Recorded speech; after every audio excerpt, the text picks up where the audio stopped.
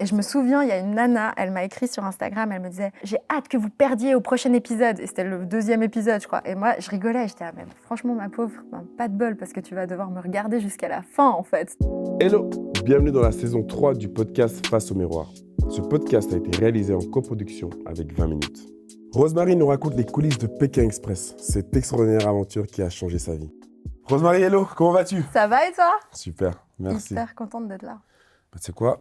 Le plaisir est partagé. Cool. Parce que je suis avec une finaliste de Pékin Express quand même. Hein. C'est quelque chose. Raconte-moi un petit peu, qu'est-ce que ça fait d'être arrivé jusqu'en finale de Pékin Express? C'est un rêve éveillé, en fait. Genre, j'arrive même pas à y croire, en fait. Même en repensant à cette aventure, je me dis, waouh, on a été jusqu'au bout. On en a vraiment bavé parce qu'on s'est surpassé physiquement, mentalement, à tous les niveaux. Et en fait, ce moment où tu arrives sur le tapis rouge et tu retraces toutes ces 10 étapes derrière toi et tu te dis, mais mon Dieu, j'ai jamais lâché, j'ai toujours... Ouah, purée, ça me donne de l'émotion. C'est beau ça. C'est beau, c'est beau. J'ai bientôt les larmes là. C'est beau, c'est beau. Mais c'est vrai que c'est quand même spécial, hein, parce que quelqu'un comme moi qui regarde Pékin Express, on se demande toujours, mais comment tu fais pour arriver jusque-là? Pas jusqu'en finale, mais déjà pour arriver à Pékin Express. Tu dis pour passer le casting? Exactement. Alors, très honnêtement, nous, ça faisait déjà... On s'est rencontrés en 2006 avec Cinzia, à Hawaï, en séjour linguistique. Et en fait, on avait déjà vécu un peu une aventure en mode Pékin Express. Et c'est l'année où Pékin Express est sorti à la télé. Wow. Et en fait, on s'était dit, à chaque année, en fait, Cinzia me disait « Ouais, Rosie, il faut qu'on fasse Pékin Express ». Et moi, j'étais là « Ouais, mais comme en fait, je suis partante pour tout, c'était oui, mais jamais je me suis dit « Il faut qu'on s'inscrive, en fait ». Okay. Et il y a un jour où je vois 50 appels en absence, 17 SMS et tout. Je me dis, mais mon Dieu, mais qu'est-ce qui se passe? Mon Dieu, je commence à flipper. Et en fait, elle me dit, Rosie, je t'explique. Je suis en train de nous inscrire à Pékin Express. Dis-moi tes qualités, ton plus gros défaut. Là, je dis, mais je suis toujours en retard. Je dis, mais tu peux pas dire ça et tout. Elle me dit, mais si, c'est parfait et tout. Et en fait, ça s'est lancé naturellement. On n'a pas réfléchi. On n'a pas réfléchi aux photos qu'on envoyait. Ni la vidéo, etc. En fait, tout s'est fait de manière hyper fluide. On a toujours été nous-mêmes, en fait, de A à Z. Et je pense que c'est ça qui s'est vu, peut-être, à l'écran. Donc, en plus, c'est un petit surnom, Rosie, donc. Oui. Okay. En fait, si tu veux, personne, à part des amis d'enfance de l'école primaire ou quoi, m'appelle Rosemary. Personne ne m'a jamais appelée Rosemary. Ouais. Franchement, il n'y avait que ma grand-mère, ma famille suisse. Mais en fait, et je leur avais dit, en fait, est-ce que je peux pas avoir mon étiquette, en fait, Rosie?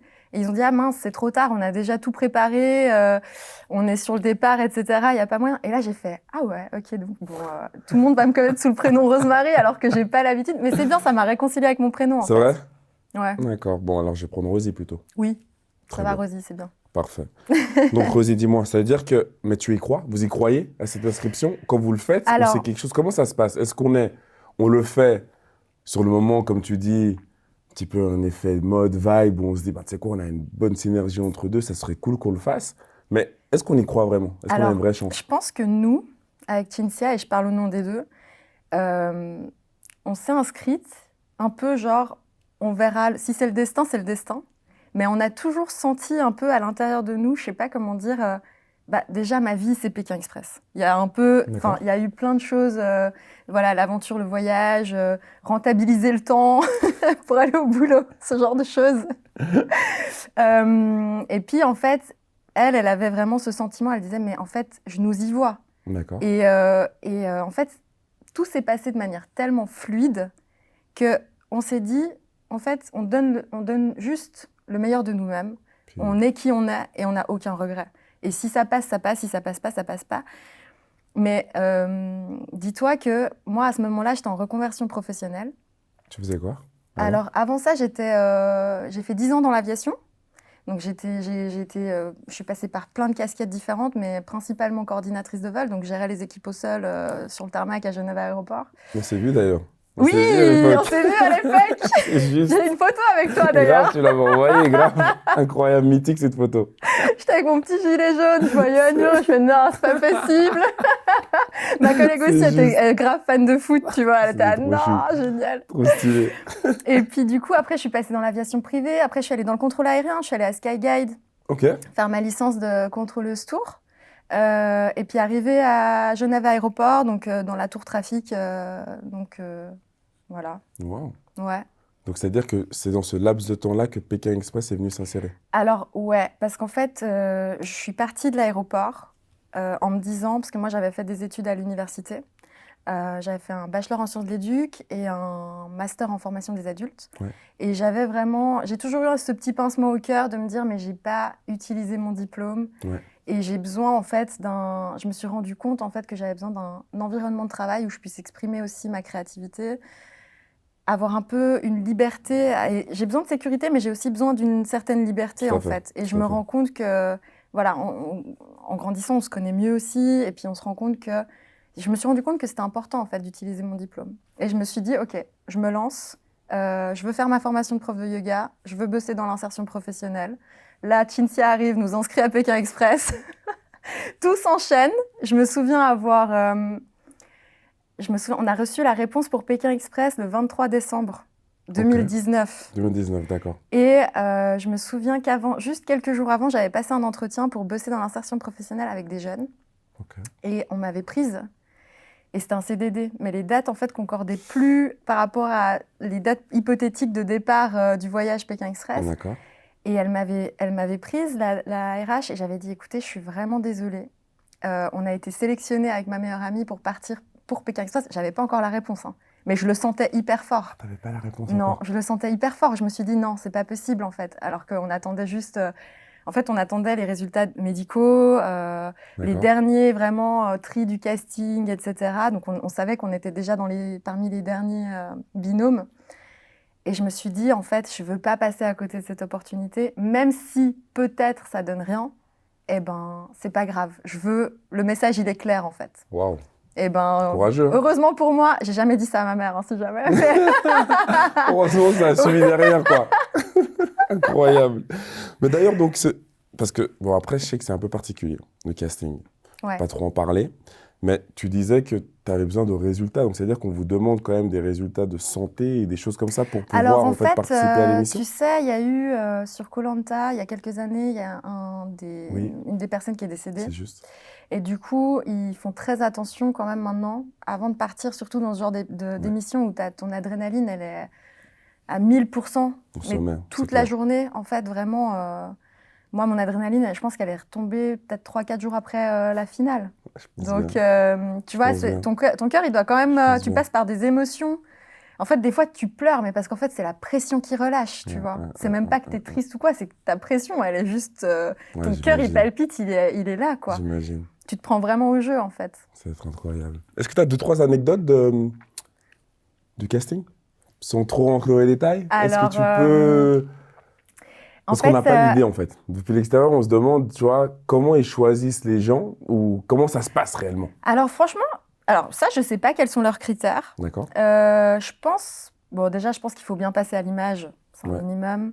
Et puis, à mon avis, c'est comme on voit dans les binômes, en fait, qui passent à Pékin Express. Il faut qu'il y ait une vraie histoire dans leur relation, quoi. Si possible, une vraie complicité. Parce que sinon, déjà, il n'y a rien à raconter, je pense. Et puis, il faut vraiment... Pékin Express, c'est très dur. Mais vraiment, hein, le producteur nous dit, hein, c'est très, très dur. Il ne faut pas croire. Faut être préparé mentalement, quand même. Donc, je pense qu'ils testent, ils jaugent aussi à ce niveau-là. J'en sais rien, en fait. Quels sont leurs critères exactement. Mais nous, en tout cas, c'était vraiment... Il y a eu un moment donné, parce que nous, on s'est vraiment lancé en mode freestyle. On y va, on est nous-mêmes. Et on n'avait rien préparé du tout. Et d'ailleurs, je pense que ça ne vaut pas la peine, parce que c'est un casting, justement. Il faut être authentique. Il faut juste être authentique, en fait. Il faut juste être soi-même. Et à un moment donné, il s'est avéré qu'on a chanté une chanson, mais en fait, on nous a demandé de chanter une chanson parce que... Cinzia, c'est une artiste, quoi. Et du coup, ils me disent, mais vous chantez. OK, alors chantez-nous une chanson. Et du coup, elle me dit, mais seulement si je chante avec ma meilleure amie. Ah, parce que vous chantez les deux. Mais nous, en fait, on chante à tue-tête dans la voiture, on raconte les bouchons dans Paname. Enfin, voilà, c'est pas... Voilà. Et en fait, on se regarde et au même moment, on chante la même chanson. Mais parce que c'est une chanson qui est tellement spéciale dans notre histoire, je pense que même nous, on s'est surprise, en fait. Parce que ça montre à quel point on a une complicité qui est forte. Et après, je dis pas aux gens, faut pas faire ça. Hein. C'est déjà fait. De toute façon, soyez vous-même, c'est tout. Hein.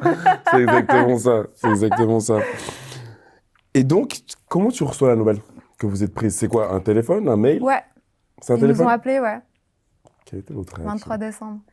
Ben, franchement, déjà, je me suis dit, mais c'est dingue, en fait, mon intuition, je sais pas, ou alors vraiment... Toi, tu savais, toi, en fait. Ben, en fait, c'est pas que je le savais, mais je le sentais. Tu le sentais.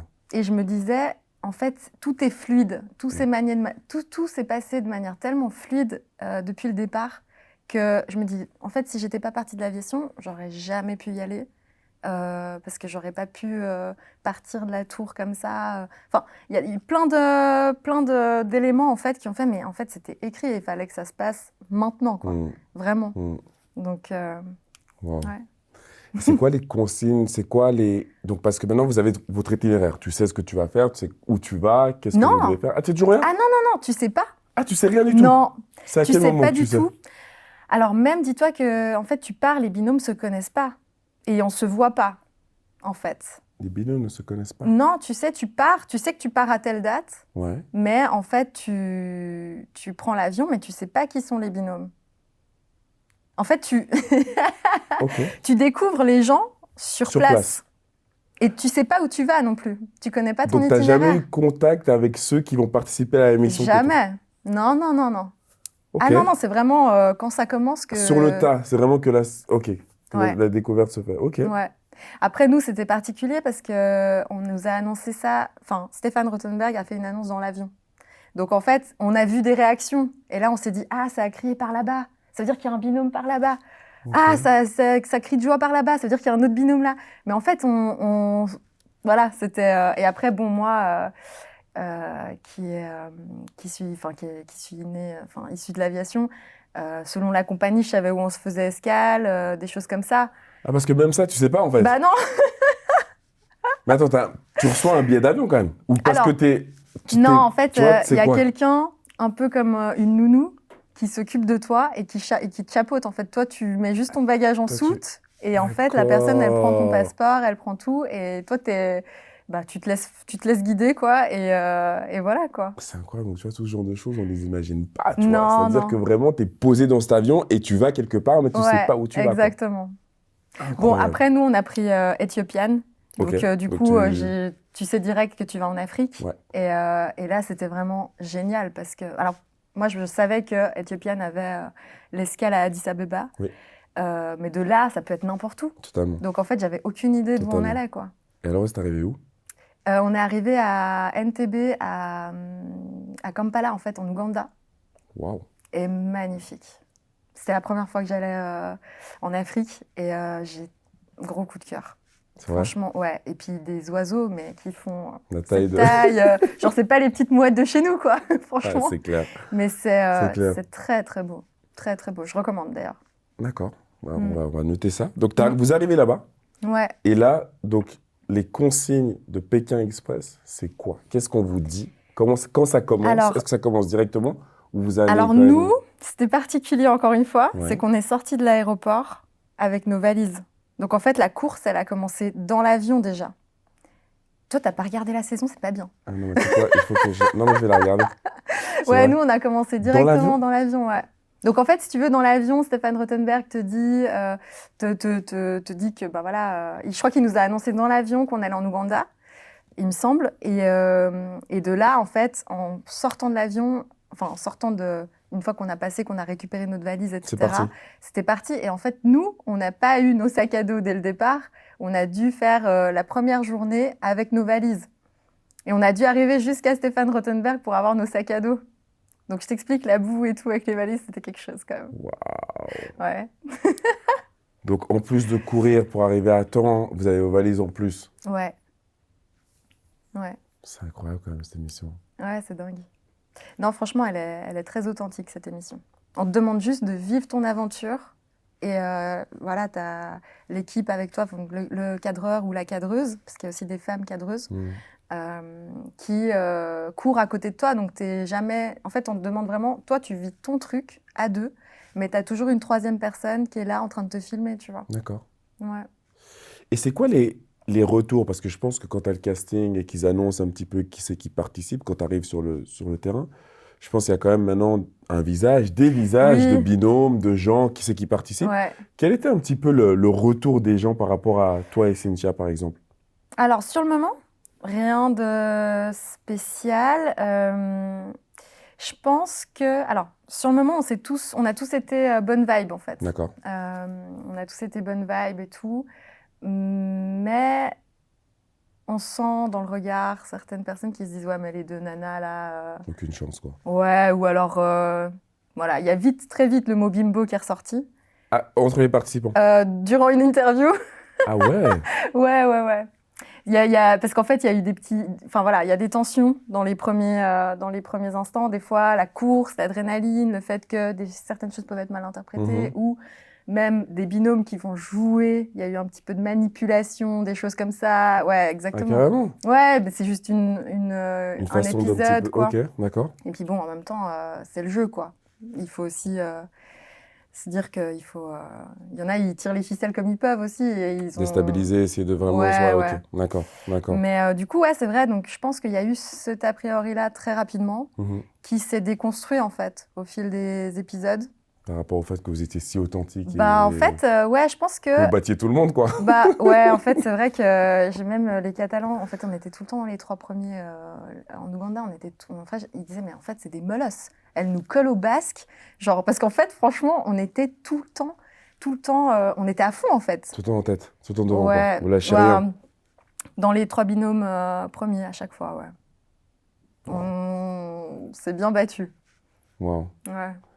Et quand on est sur le terrain et qu'on vit tout ça, c'est-à-dire qu'il y a l'adrénaline, comme tu en parlais avant, il y a ce stress d'arriver à temps, de pouvoir... Comment tu gères ça avec ta binôme, Cynthia? Est-ce qu'il y a des moments difficiles ou est-ce que votre connexion et votre amitié est de toute façon toujours au-dessus? Alors, nous, c'était vraiment... c'est là où je pense que ça a impressionné les gens, c'est qu'on a toujours été très bienveillantes l'une envers l'autre.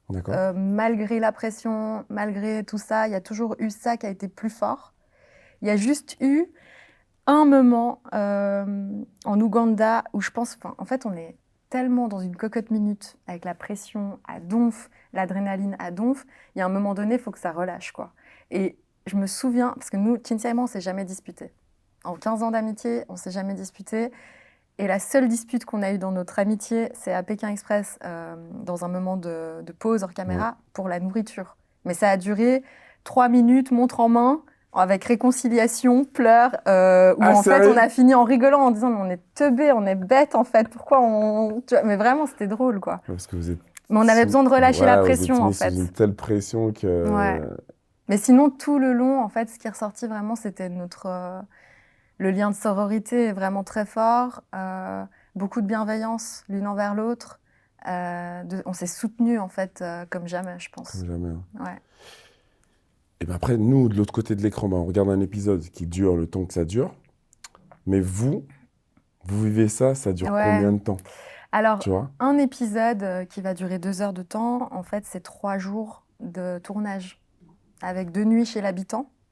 Donc, en fait, forcément, en fait, quand Stéphane Rothenberg dit il y a 1,5% de ce qui est tourné qui est montré à la télé, c'est vraiment vrai. Il y a plus de 1500 heures de tournage. Et en fait, c'est 3 jours de tournage par binôme. Donc, ça fait vraiment beaucoup à condenser. Et franchement, l'équipe de montage, etc., ils sont vraiment au taquet. C'est vraiment des pros, quoi. Wow. Parce qu'ils arrivent à faire ressortir quand même... les émotions, les moments importants, les moments clés. C'est clair. Après, ce qui est assez... Quand nous, on a vécu l'aventure, moi, j'ai toujours dit c'est tellement mieux à vivre qu'à regarder. Alors que déjà, à regarder, c'est incroyable. Mais parce qu'il y a plein de moments, forcément, qui ne peuvent pas être montrés à l'image parce qu'il n'y a pas la place. Mais c'est ce qui fait que cette aventure, au final, ça reste la tienne, quelque part, que tu partages avec tout le monde. Mais il y a des moments d'un voyage, des partages avec des gens, même des fois, parce que le soir, on se retrouve seul.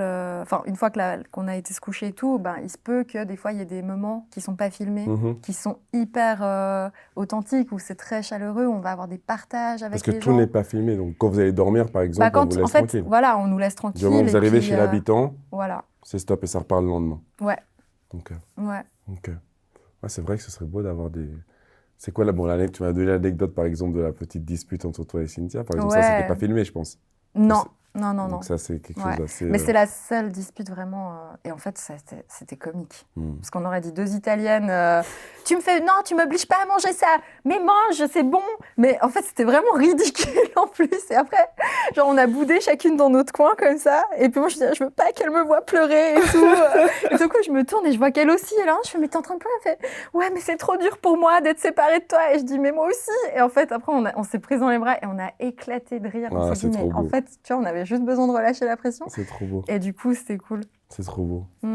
Et l'arrivée, par exemple, chez l'habitant, est-ce que c'est quelque chose qui est programmé, préparé? Est-ce que la prod sélectionne quelques gens dans une zone ou c'est vraiment genre tout est aléatoire? Non, tout est aléatoire. Parce que déjà, ils peuvent même pas le faire. Parce que à part certaines étapes où on sait qu'on va arriver là, le soir, etc., mais même là, c'est pas préparé en fait. Ouais, c'est vrai.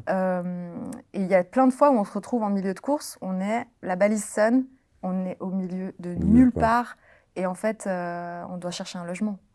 Donc non, franchement, tout est hyper... Les refus, tu t'en ramasses. Hein. Vous en avez reçu, vous? Oh, des tonnes. Au début, en fait, c'est trop drôle parce que tu vois vraiment l'évolution. Au début, tu arrives, tu es hyper gêné, tu te dis, mon Dieu, je vais aller demander, j'ai pas envie de les déranger, etc. Et en fait, tu reçois des refus, tu te dis, ok, comment on va faire? Ça, c'était au Ouganda? En Ouganda, par exemple. Et la langue là-bas, c'est quoi, l'anglais? Les gens comprennent? Ouais, l'anglais. Ils ont 1 million de dialectes, mais la langue générale, c'est l'anglais. Ouais. Donc ça va pour vous comprendre. Ouais, exactement. Mais je me souviens d'une maman africaine qui était là dans son jardin. J'adorais. Franchement, elle était trop drôle. Et on dit, mais vous voulez... Puis on rigolait en fait. Mais vous voulez pas nous accueillir et tout? Ma, t'es sûre, toi t'as rêvé et tout, genre vraiment, tu sais. Et en fait, elle se marrait. Et en fait, on était, on va dormir par terre là-bas dehors et tout. Mais tu vois, c'était assez drôle. Et finalement, une autre famille chez qui on avait été nous voyait galérer. Il a dit, bon, allez, venez, c'est bon. Je vais pas vous laisser dormir. Venez. Là, il y a les caméras qui sont derrière, par exemple, quand vous faites ce genre de demande? En fait, chaque binôme a une caméra. Mais eux, ils interviennent pas du tout.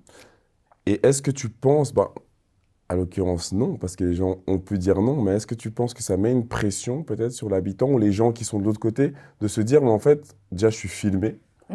Alors, déjà, il faut que la personne, elle soit d'accord d'être filmée. Mais ça, c'est à quel moment qu'on l'accepte ou qu'on le sait? Alors,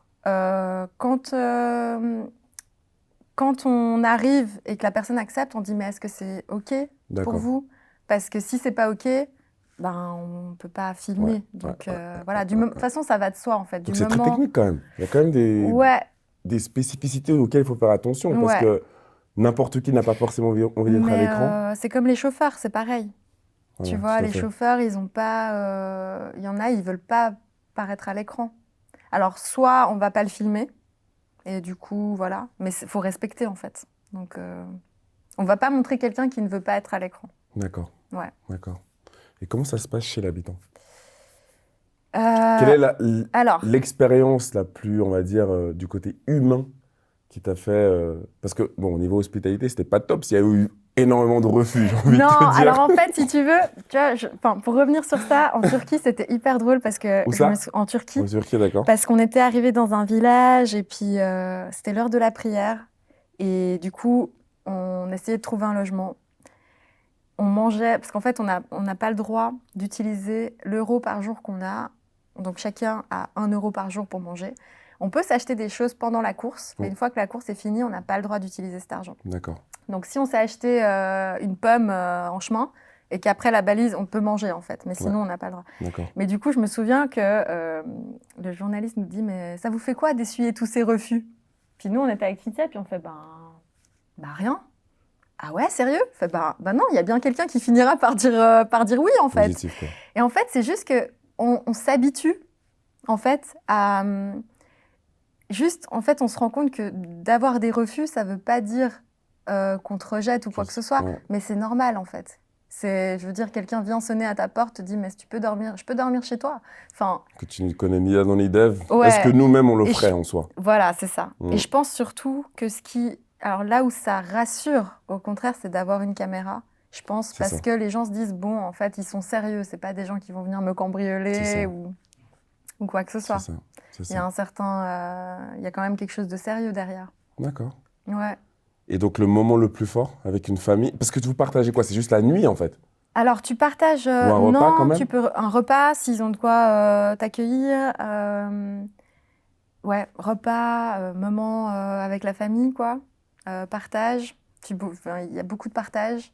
Puis après, ben, tu dors. Bah, forcément, tu dors pas beaucoup parce que voilà. Ça, c'est tôt le lendemain. Et le lendemain, tu pars tôt.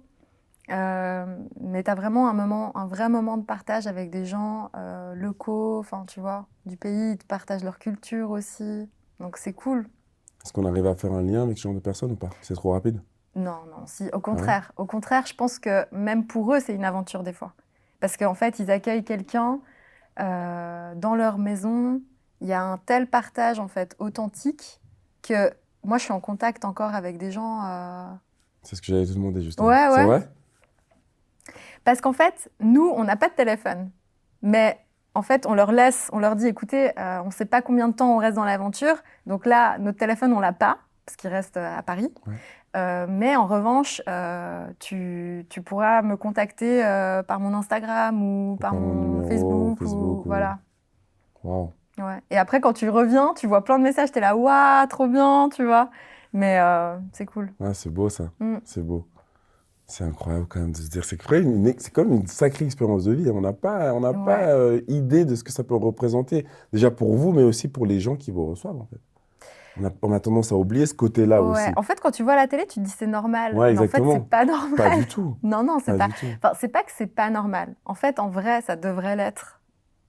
Et c'est là où, en fait, moi, je trouve que c'est une belle émission et que les gens ont envie de regarder. C'est parce que justement, il y a un truc tellement authentique. Mais je leur dis tout le temps, c'est le mot, mais c'est vrai. Tu partages vraiment. Et en fait, ce qui était vraiment très beau, c'est parce qu'on a fait une partie avant Covid, donc en Ouganda. Oui. Et après, on a dû rentrer en urgence. On a eu le confinement. Vous êtes rentrée sur Paris? Ouais. Et moi, je suis rentrée en Suisse, du coup. D'accord. Cynthia, elle est allée dans le sud à ce moment-là. Et en fait, on a vécu le confinement. On ne savait pas trop si on pouvait repartir, quand est-ce qu'on pourrait repartir, etc. Et on a dû changer la route. Enfin, ils ont dû changer la route. Changer complètement l'itinéraire, en fait. Ouais. À la base, on devait faire Ouganda, Éthiopie et Émirats Arabes Unis. Et finalement, on a fait Ouganda, Grèce et Turquie. Ah ouais. Ouais. Et en Grèce et en Turquie, il y avait le Covid, tu vois. Il y avait les restrictions, il y avait des choses comme ça, pas encore au point où on en est arrivé après coup. On est juste parti juste au moment où il fallait, quoi. Et ce qui était très intéressant, c'est de voir que malgré, tu vois, cette distance sociale, et ben, au final, dû au Covid, aux restrictions, etc., que malgré ça, le lien, il se créait et il dépassait ça, en fait. Et les gens n'avaient pas forcément crainte de vous recevoir chez eux ou de vous prendre dans la voiture, ou il y avait des mesures prises par rapport à ça quand même? Si, parce que tu vois, par exemple, en Grèce, je crois que tu ne pouvais pas être plus que 4 dans une voiture. D'accord. Donc il fallait qu'on prenne un chauffeur seul. Tu vois, il fallait qu'on trouve des voitures où il n'y ait qu'une personne dans la voiture. Parce qu'il y a nous deux, puis la caméraman.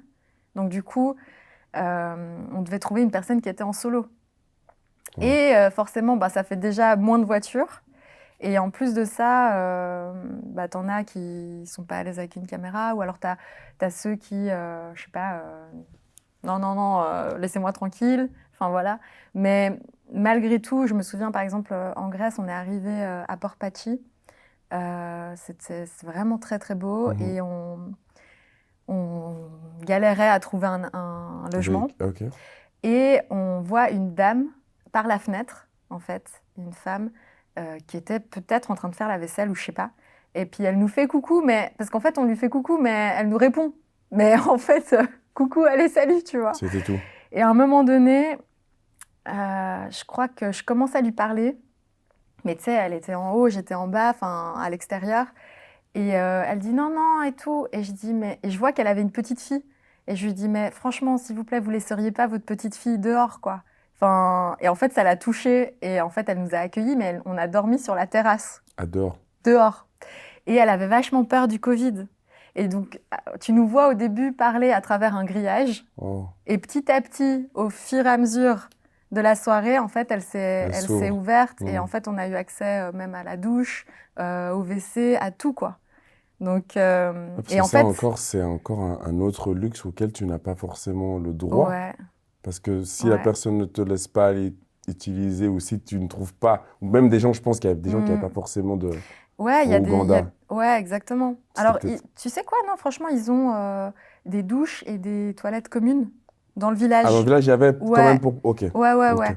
Donc, franchement, non, on n'a jamais... Et en fait, tu vois, on a toujours eu des lingettes avec nous pour faire des toilettes de chat, ce genre de choses-là. Donc, voilà. Sacrée expérience, quand même. Ouais. Et l'expérience de la voiture, parce que, alors, tu sais quoi, ça, c'est toujours un moment que je trouve particulier. L'attente, déjà, de trouver le véhicule, est-ce que pour vous, ça a vraiment été aussi galère qu'on le voit souvent à la télé, ou ça va, tu vois? Est-ce que par exemple, le fait, faut pas prendre... Ma question n'est pas genre côté sexisme ou quoi, mais est-ce que le fait d'avoir... Un short, un t-shirt, ça aide? Short, t-shirt, belle fille, comme ça, est-ce que ça aide ou pas? Alors, si tu entends les autres personnes, je pense qu'elles te diront oui. Voilà. Mais moi, franchement, je peux te dire que non. Vraiment pas. Alors, vraiment pas. Non, peut-être que ça aide un peu, tu vois. Dans le sens de pas avoir l'air d'être habillée comme il faut, tu vois. Parce qu'il faut quand même être... Enfin, je veux dire, si j'étais sale ou comme ça m'est arrivé des fois où on a dû être peut-être en contact avec de la boue, des choses comme ça, où j'ai changé de t-shirt parce que je me suis dit, on va pas m'accepter comme sale, ça dans la voiture. Tu vois. Et même moi, je me sentais gênée, en fait, de m'asseoir dans une voiture. J'ai pas envie de... Enfin, je me dis, déjà, la personne, elle est super cool, tu vois. Je vais pas, en plus, lui salir sa voiture, tu vois. Ce genre de détails-là. Mais honnêtement, je pense que ce qui marche le mieux, c'est plus de rester positif. C'est trop bizarre, mais je te jure qu'il y a des fois où on n'en pouvait plus, où moi, j'ai commencé un peu à me dire, mais mon Dieu, là, j'ai envie juste de poser mon sac, d'attendre, en fait, la fin de la journée, parce que j'en pouvais plus d'attendre. Il y a quand même ces moments-là. Il y a des moments durs, quoi, franchement. Et tu te dis, ils sont tous partis, et puis toi, tu es la dernière avec Tinta. Ouais, je me souviens, en Grèce, à un moment donné, on s'est retrouvés ultra en galère. Mais tu les vois partir, les autres? Des fois, oui, des fois non. Des fois, non, exactement. Parce que des fois, tu es dispatché et tout ça. Des fois, oui, des fois, non. Mais à un moment donné, on s'est bien rendu compte qu'on était à la ramasse, quoi. Et là, on s'est dit, purée, c'est chaud, parce que c'était une grande ville, etc. Donc, disons que je pense que d'avoir le sourire, ça aide beaucoup. Parce que les gens vont plus facilement s'arrêter, tu vois. En fait, il faut tout de suite avoir un contact avec eux. Et je pense que ceux qui ont eu le plus de facilité au niveau de l'autostop, c'est le père et la fille. Parce qu'en fait, c'est rassurant. Tu vois, tu as un lien, en plus, ils se ressemblent, donc vois que... C'est vrai. Tu vois, je pense que ça peut être dur pour tout le monde, en fait, l'autostop. Et donc, moi et Shaquille, en train de faire de l'autostop, c'est compliqué ou on a une chance quand même? Alors là, je suis d'accord avec toi que 2 filles, ça sera plus facile que 2 mecs, je pense.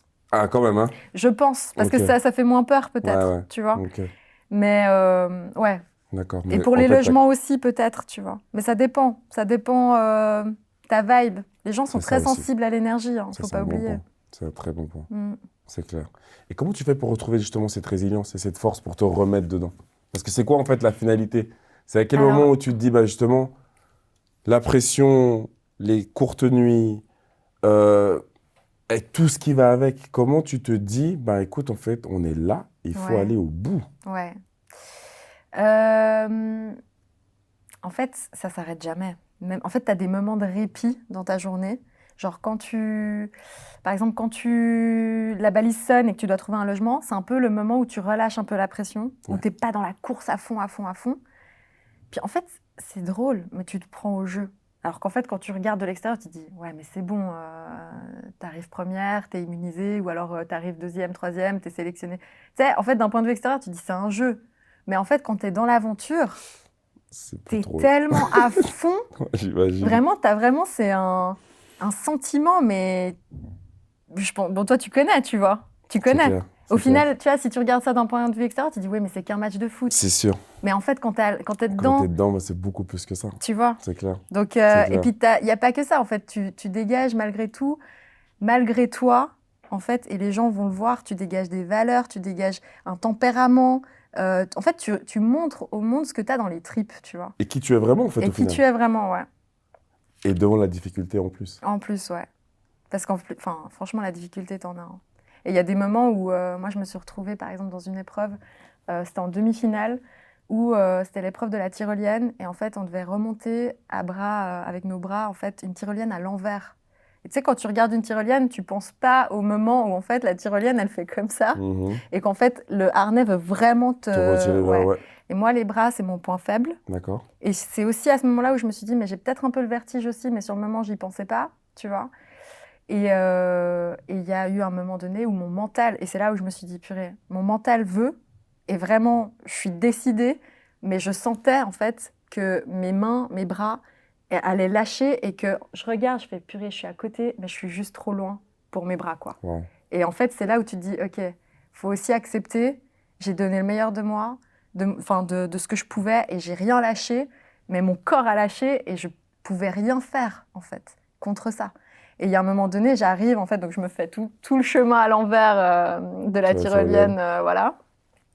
En criant « Cinzia, je suis désolée » et tout. Et en fait, j'arrive, mais en pleurs, mais parce que j'avais tellement mal que j'ai jamais eu mal comme ça, en fait, tu vois, au bras et tout. Et je me dis, mais en fait, j'étais déçue parce que je me disais, j'aurais tellement voulu, mais il y a un moment donné où tu te dis, bah voilà, mon corps a pas pu, je dois accepter aussi, en fait, que clair. Ça fait partie de l'aventure, et puis c'est pas grave, allez, respire et on continue. Et là, c'était la demi-finale en plus. Et là, c'était la demi-finale. C'est-à-dire que si potentiellement tu arrives au bout de ça, tu peux gagner? Alors la demi-finale, en fait, tu as 3 équipes, et la dernière, en fait, si tu veux, la dernière équipe, il y a 3 étapes. La dernière équipe de chaque étape reçoit une enveloppe. Oui. Et dans les 3 enveloppes qu'il y a à tirer au sort, tu en as une qui est éliminatoire. D'accord. Donc, si tu arrives dernier les 3 étapes, tu sais que tu ne vas pas en finale. Ouais. Mais il suffit que, par exemple, tu arrives une fois dernier et que tu tires la mauvaise enveloppe. Et que tu sois voilà. aussi éliminé. Et là, ce qui s'est passé, c'est que, dis-toi, je me suis dit, OK, bon, si on perd, je me suis pas dit ça serait de ma faute ou quoi. Je me suis dit, j'aurais rien pu faire. Tu vois, j'aurais pas de regrets parce que t'as tout donné. J'ai tout donné, en fait. Et je me dis, là, c'était vraiment les capacités de mon corps où j'aurais pas pu faire autrement. Et on s'est retrouvés en finale parce que déjà, en demi-finale, on a eu chacun une enveloppe. Donc là, tu te dis, waouh, ok, les équipes, elles étaient tellement... tu vois, on était quand même sur un point d'égalité en termes d'endurance, en termes de mental, en termes de... Voilà. Et on a eu l'enveloppe qui nous a menés tout droit en finale. Donc, et ça a payé parce qu'on s'est dit, nous, on a vraiment... On n'a pas tous le même Pékin Express. Hein. Non, mais c'est clair. Tu vois, il y en a, ils ont un Pékin Express plus facile, d'autres vraiment plus dur. Il y en a, ils ont dormi, les Catalans, ils ont dormi énormément dehors parce que personne voulait... Ouais, dans la rue, par terre. Donc, tu vois, on n'a pas tous... Vous, ça n'est jamais arrivé, ça? De dormir dehors, non. Je réfléchis parce qu'il y a un moment donné, on s'est dit, là, on va finir dehors. Il y a eu plein de moments, en fait, où on s'est dit, on va finir dehors. Et on a dormi sur une terrasse ou des choses comme ça, où c'est dehors, tu vois. Mais non, on a eu de la chance à chaque fois. Ce qu'on dit dehors, c'est concrètement, tu dors au bord de la route, quoi, ou dans un champ. Ouais, ou dans une station-service. Ouais. Wow. Raconte-moi un peu cette finale, s'il te plaît. Vas-y. Tu vas me faire pleurer, là. Tout. Tu sais, vraiment, genre, toutes tes émotions, ton ressenti de A à Z. Alors déjà, dis-toi que...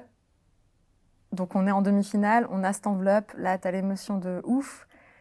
Et je me souviens qu'on s'est regardé avec Cinzia, et juste avant le début de la finale, on s'est regardé. On fait, mais qu'est-ce qu'on fout là? Tu vois, en mode, mais on s'était pas... En fait, ce qui était drôle, c'est qu'on avait toujours blagué, tu vois. Tu sais, des fois, avec l'équipe de prod et tout, enfin, les gens qui sont là, sur les plateaux. Non, mais parce que nous, on va aller en finale, hein, si jamais. Ouais. Tu vois, même eux, je pense qu'ils se disaient, ouais, c'est ça, tu vois.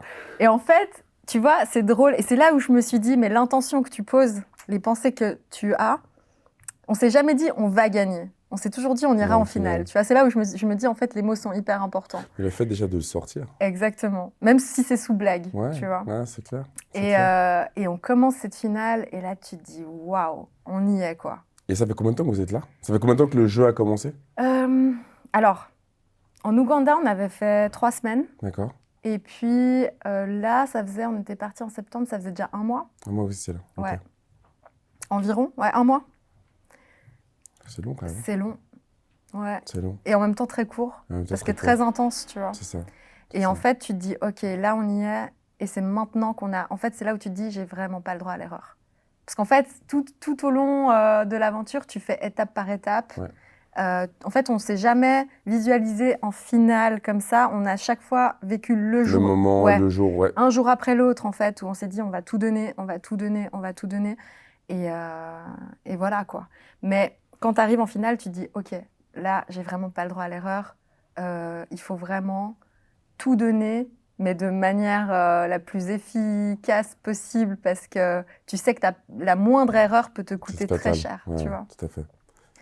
Mais ouais, alors donc du coup, on a commencé cette finale et en fait, c'était vraiment même un jeu parce qu'en fait, au début, tu te voles de l'argent. Donc en fait, tu arrives en finale, les comptes sont scellés, tu vois, tu as des amulettes tout au long de Pékin Express. C'est ça. Et nous, on est arrivés, en fait, la première amulette qu'on a eue, c'était en demi-finale. Et parce que nous, en fait, tu vois, on a toujours ces blagues, ouais, mais nous, on n'est pas des femmes vénales, tu vois. Genre vraiment, nous, les amulettes, on les a pas calculées. En fait, on a juste tracé notre route. Elles ont juste fait le jeu, elles. Rien d'autre. Puis arrivé en quart de finale, on se dit, en fait, on va arriver en finale, on va rien avoir si ça se trouve, tu vois, si on arrive en finale, on va rien avoir et tout. Et là, on s'est dit, ouais, faut quand même qu'on réfléchisse à choper une amulette, tu vois. Quand même, ouais. Ouais. Et première amulette qu'on a eue, c'était une spéciale, tu vois, qui valait 20 000 €, hypothétique. Okay. Et après, on a eu les Catalans nous ont cédé nous ont offert leur amulette pour la finale, parce que quand tu pars, en fait, tu remets. Voilà. Et tu peux choisir à qui? Oui. Et du coup, ils nous l'ont donné et tout. Et vous avez fait bonne impression. On s'entendait bien quand même. Franchement, on s'entendait bien. Et puis, tu vois, on a chacun nos personnages un peu, mais on s'entendait super bien. Ouais. Mais l'entente, c'est quoi? C'est-à-dire que, parce que déjà, vous ne dormez pas forcément ensemble, mais c'est plus le fait on attend une voiture et on peut échanger quelques mots avec quelqu'un en attendant. Ouais. Ou c'est la nôtre, vous prenez là, ou non. Oui, t'as de ça, tu vois, en fait, quand tu bon, on a des jours off aussi, parce que c'est dans le contrat, t'es obligé, selon la loi. Et on a un jour off tous les, je sais pas, 8 jours environ, je dirais, tu vois. En moyenne. Et puis là, des fois, t'as des moments où tu as le droit de partager parce que des fois, t'es séparé, tu vois, ils veulent garder vraiment... quand même, tu restes dans ta course, tu vois. Tout à fait. Et en fait, oui. Quand t'échanges autour d'une voiture... C'est là que tu peux faire tisser des liens ou connaître un petit peu. Et nous, c'était particulier parce que, tu vois, en Ouganda, on a dû être rapatriés. On avait traversé une bonne partie du pays en car parce que l'avion avait dû être annulé à cause d'une tempête de sable, etc. Puis, ne serait-ce qu'à d'avoir cette coupure, de vivre un truc où tu te dis, purée, tu fais Pékin Express, et en plus, c'est coupé à cause d'un virus. Tu vois, il y a toute cette pression, tu sais pas si tu vas repartir, etc. Ça crée des liens, en fait, mine de rien. J'imagine. Et donc, c'est quoi le challenge sur la finale? Alors, le final, tu as, je crois, 3 petits sprints, en fait. 3 petites courses où tu as des épreuves, des challenges à faire. Moi, j'ai été catapultée dans le Bosphore, par exemple, tu vois. Genre, tranquille, Cinzia, à chaque mauvaise réponse qu'elle répondait, si elle répondait faux, j'étais catapultée dans la rivière. Des trucs comme ça où, en fait, tu te dis, OK, c'est la finale, je peux pas lâcher, tu vois, faut que j'y aille, quoi. Ça fait un peu peur, quand même. Il y a des trucs, voilà. Mais... en fait, chaque petite course, celui qui arrive en premier déclenche un chronomètre et chaque seconde vaut tant d'euros, tu vois. Donc en fait, si l'autre équipe, elle met une demi-heure, tu peux facilement lui dérober toute sa fortune, en gros. Et en fait, on était tellement équivalents presque, en termes de... Égalité, presque parfaite, quoi. Ouais, en fait, on est arrivé première la première fois, eux, ils sont arrivés la deuxième fois, mais on s'est gratté l'argent de poche, en fait. Mais Ouais. il n'y avait pas de gros écarts, tu vois. Ouais, ok. Et après, il y a eu le dernier sprint, enfin, le dernier petit bout, là, où nous, on a eu un petit peu d'avance quand même, où on a pris un peu plus. Et là, en fait, du moment où tu fais ces 3 étapes, là, c'est fini. Il gèle, en fait, le compteur. Ouais. Et c'est le sprint final. Donc, c'est vraiment la dernière grosse course. Et là, celui qui arrive premier, il remporte sa somme. Et c'est là que vous avez perdu. Et c'est là où on a... Mais non, on a gagné le cœur des gens, tu dis quoi? Franchement, Non, tu ça, sais... vrai. Non, ça, c'est... À part ça, non. Alors, je te donne 100% raison sur ce que tu viens de dire. Mais est-ce que... Parce que quand tu arrives donc au tapis rouge... Ouais. Ah, mais alors franchement, voilà. Dis-toi, tu sais, de toute façon, nous, on est parti du principe, il faut qu'il y ait un gagnant. Et on était tellement collés serrés qu'on s'est dit que le meilleur gagne, tu vois. Franchement, que ça soit eux ou nous, on s'est battus jusqu'au bout. Le papa, il a tout donné, mais vraiment chapeau bas, à passer 60 ans, tu vois. Wow. Il l'a fait pour sa fille et tout, franchement, chapeau.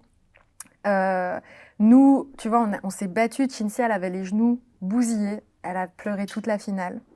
Vraiment, déjà, c'était une douleur qui a grandi au fur et à mesure des épisodes. Ouais. Moi, je me suis blessée, tu vois. Il y a eu un épisode en finale, en fait, avec le ventre glisse où je me suis retournée l'ongle du gros orteil. J'ai dû mettre ma chaussure en sang, tu vois. Wow, okay. Désolée pour les détails, quoi. Mais vous avez vous dépassé vraiment. Vous avez dû aller au-delà de vos... Ouais. De tout, quoi. J'ai eu une cheville tordue, je me suis fait mal à la catapulte un peu, tu vois. Donc en fait, on arrive en fait en finale. Le dernier moment où tu te dis là, il faut tout donner et tu mets tout de côté, tu donnes tout. Mais en fait, t'arrives sur ce tapis rouge, tu sais pas en fait. Même dans le doute, tu te dis ouais, ils sont peut-être devant. Tu vois, le chauffeur, il dit ouais, j'ai vu quelqu'un aussi faire comme vous, machin. Tu te dis oh purée. Et en fait, t'as tellement ce truc où tu te dis, même dans le doute, je m'en fiche, je donne tout parce que je veux pas de regrets, tu vois. Et on a couru et c'était hyper dur. J'avais bien sûr demandé à Cinzia, est-ce que tu veux que je te pousse ou est-ce que tu veux que je te ménage parce qu'elle avait vraiment mal. Elle m'a dit non, Rosie, je veux vraiment. Et d'ailleurs, tu vois au ralenti, est-ce que tu veux perdre à cause de ton genou? Tu sais, genre vraiment le truc avec l'émotion à fond et tout. Incroyable. Et en fait, tu vois, on arrive sur ce tapis rouge et là, je les vois et je fais, ils sont là. Et là, je fais, oh purée. Et il y a toute l'émotion qui, tu sais, où enfin tu relâches. Ça fait 10 épisodes, 10 étapes que tu cours. Et c'est le premier moment où... Et là, je dis, c'est bon, tu peux arrêter de courir, tu vois. Et tu marches et tu pleures. T'as toute l'émotion qui vient. J'imagine. Pardon. Non, mais c'est normal, je comprends. Ça devait être tellement immense comme moment. Franchement. C'était génial, franchement. Et j'étais trop fière d'elle, tu vois. J'étais trop fière de nous. Je me dis, purée, on n'a rien lâché, quoi. Malgré la douleur, malgré tout, on s'est quand même donné à fond. C'est un truc... C'est immense. Ouais, et rien que ça, tu vois, c'est pour ça que j'ai pas l'impression d'avoir perdu. Ouais. Dans le sens, j'ai tellement gagné. En fait, la vraie richesse, c'est toutes les rencontres, d'avoir juste pu arriver en finale. C'est incroyable. Rien que d'avoir été sélectionnée pour ce casting. Déjà, c'est une victoire. Déjà ça, c'est incroyable, tu vois. Wow. Donc, non, c'est... Et en fait, tu repars avec un bagage... Ce que j'allais te demander, justement. Énorme. Tu repars comment? C'est quoi ça te change, hein. Comment tu sors de cette expérience de vie? J'ai même pas envie de dire, en fait, une compétition. C'est carrément c'est une expérience de vie. Bah déjà, tu ressors de là, tu te dis, purée, mais j'ai vraiment vécu tout ça. Tu vois, tu as l'impression d'avoir vécu un rêve éveillé. Et en fait, ce qui concrétise et qui le rend réel, c'est quand il y a la diffusion. Parce qu'en fait, tu te dis... Tu as tellement cette adrénaline de voir en fait ce que tu as vécu, tu vois. Parce que toi, tu as tous tes souvenirs en tête, mais ça paraît tellement irréel. Ouais, grave. C'est sûr. Et en fait, à l'image, et tu te dis, tu revis tes émotions, mais c'est un truc de dingue. Et tu ressors de là, je pense que tu dis, ok, en fait, je peux tout faire. Mais tu sais, je peux tout faire, si je décide quelque chose, tu peux aller au bout. Tu peux tout faire. C'est une belle leçon, ça. Après, ouais, c'est une super belle leçon. Une belle leçon. Tu auras toujours des obstacles et tout, Bien mais... sûr. Comme vous en avez eu pendant le séjour. Ouais. Et vous les avez surmontés à chaque fois. Ouais. C'est beau ça. Et c'est quoi le prix quand tu es finaliste? Tu reçois quoi? Alors, tu peux gagner jusqu'à 100 000 €. Tu peux gagner jusqu'à 100 000 €. Ouais, parce qu'en fait, à la finale, comme tu as ces petites courses en fait, où tu piques de l'argent à l'autre voilà, à l'autre équipe, tu peux finir l'aventure avec 60 000 € comme avec 100 000, comme avec 10 000. Il y en a qui ont combien, gagné. si j'ose demander? Bah nous, en fait, comme on est arrivé deuxième, à 3 minutes d'intervalle. Vous avez... Rien? Non, c'est que les premiers qui... Ah, même pas une compensation, un petit truc genre bravo, félicitations, une médaille, rien? Ah ouais, ok. Non, sinon il n'y a pas d'enjeu. Bah quand même. Tu vois. Deuxième, tu reçois quand même un cadeau normalement, quelque chose. Ouais. Après, c'est quoi? C'est le cadeau d'avoir fait l'expérience et d'avoir... Voilà, ouais. Tout ça, d'avoir gagné le cœur. C'est cliché, mais c'est vrai. D'avoir gagné le cœur des gens, c'est exact. ça? Ok, Rosie, ok, je comprends. Ça marche. Donc, retour après. Comment se fait le retour? Les gens, bah justement, tu vois, les gens qui disaient les bimbos aujourd'hui sur les réseaux, quel est le regard des gens sur toi et Cynthia, par exemple? Alors, au début, ce qui était drôle, c'est qu'on a très vite eu cette étiquette-là. Moi, au début, ça m'a choquée. Ça m'a pas atteinte, ça m'a choquée. Je me suis dit, il y a vraiment des gens qui pensent comme ça. En fait, dans leur tête, c'est comme ça dans leur quotidien. Je me suis dit, waouh, c'est chaud quand même. Ouais. Et en fait, on s'est ramassé des insultes, des critiques. Tout simplement parce que t'as des cheveux longs, t'es un minimum coquette et puis que t'es en short et en débardeur comme les autres, en fait. Sauf que, on te colle un truc comme ça, ok.